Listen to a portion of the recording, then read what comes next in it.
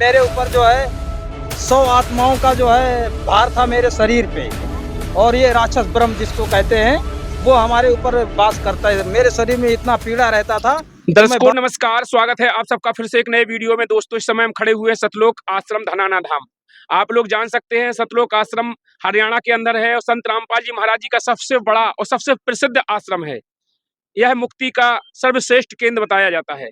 तो दोस्तों यहाँ पर दूर दूर से श्रद्धालु आए हुए हैं। हमारे साथ भी एक मेहमान जुड़ गए हैं, इनसे बात करने की कोशिश करते हैं। नमस्कार भैया जी। सच साहेब। भैया जी क्या नाम है आपका? मेरा नाम गया प्रसाद दास है। कहाँ से हैं भैया जी? लखनऊ से का रहने वाला हूँ। भैया जी आप पहले कौन सी भक्ति साधना करते थे? मैं पहले बालाजी का भक्ति करता था, राम रक्षा मंत्र, हनुमान चालीसा दिनों रात मैं करता था।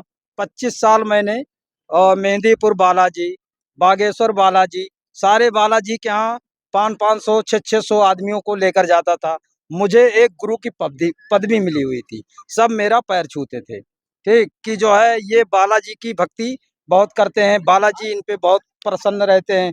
और मैं इतना दुखी था कि मैं आपसे बता नहीं सकता। जैसे कि अब जब बालाजी की शरण में थे, आप बालाजी की भक्ति करते थे, लोगों को इम्प्रेशन करके वहां ले जाते थे, जोड़ते भी थे, तो फिर आप क्यों दुखी थे जब भक्ति कर रहे थे?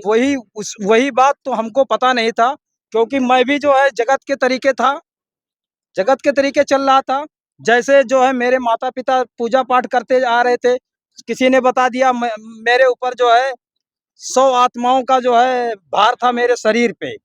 और ये राक्षस ब्रह्म जिसको कहते हैं वो हमारे ऊपर वास करता है। मेरे शरीर में इतना पीड़ा रहता था कि मैं बालाजी जाता था और 8-8 दिन वहां रहता था। और मैं ही नहीं जाता था, मेरे परिवार का, मेरे बच्चे, मेरी बीवी, मेरे सब जाते थे और 8-8 दिन रहकर वहां जो है भक्ति करते थे। और फिर आके घर पे वैसे ही मेरी दशा जैसे वहां रहती थी वैसी दशा फिर घर पे थी। जैसे कि आप भक्ति भी कर रहे थे, बालाजी के आश्रम भी जा रहे थे, सब कुछ कर रहे थे और आपको कष्ट पे कष्ट, कहर पे कहर टूट रहे थे। कहर टूट गया। लेकिन फिर संत रामपाल जी महाराज जी की शरण में आने का क्या कारण बना? कैसे संत रामपाल जी महाराज जी की शरण में आए? कारण ये बना, भगत जी मैं बहुत परेशान था।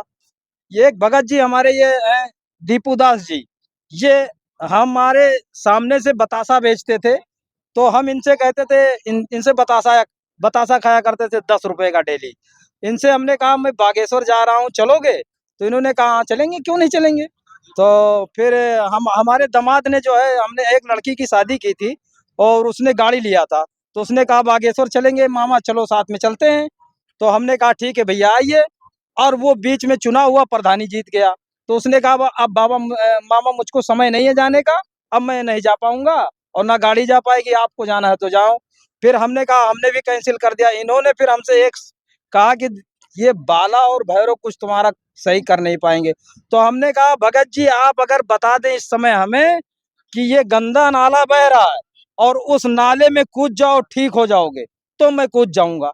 कहें तो फिर जो मैं बता रहा हूँ इनको गुरु बना लीजिए आप और जो है इनकी भक्ति करिए, देखिए ना ठीक हो जाए तो गारंटी मैं लेता हूँ। किसको बता रहे थे जी? ये संत रामपाल जी महाराज को, मेरे परमात्मा संत रामपाल जी महाराज जी के बारे में बताया।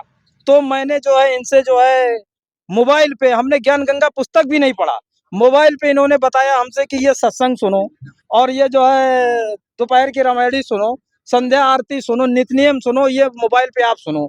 मैंने मोबाइल पे जो है सुनना शुरू किया।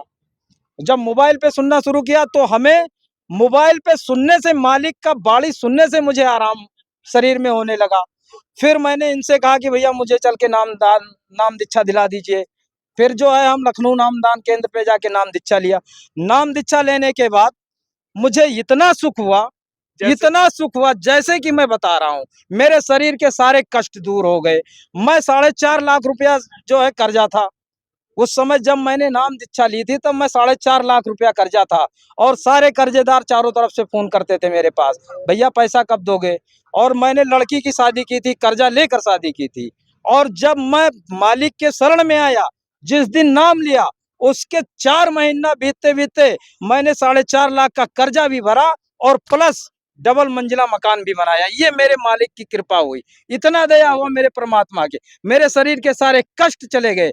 और अब मैं उन्हीं भक्तों से जो बालाजी की भक्ति करें उनके पास मैं जाता हूँ और रिक्वेस्ट करता हूँ, प्रार्थना करता हूँ कि भैया भगवान के शरण में आ जाओ, परमात्मा है, धरती पे आए हुए हैं, हरियाणा में पूरब पश्चिम उत्तर दक्षिण क्यों फिरता दाने दाने को, और सर्व कला सतगुर आए हरियाणे को। मेरे उत्तर प्रदेश की भाषा में बोल रहा हूँ, ठीक, हरियाणे को।